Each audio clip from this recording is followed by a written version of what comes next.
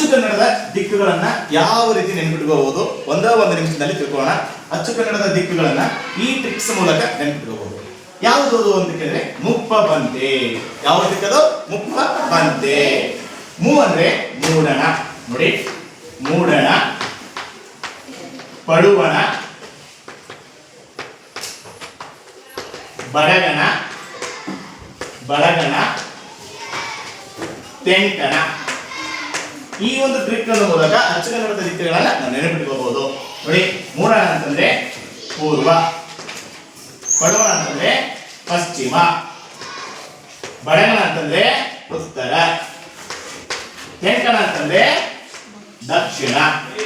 ಅಚ್ಚು ಕನ್ನಡದ ದಿಕ್ಕುಗಳನ್ನ ಈ ಒಂದು ಟ್ರಿಕ್ ಮೂಲಕ ನಾವು ನೆನಪಿಟ್ಕೋಬಹುದು.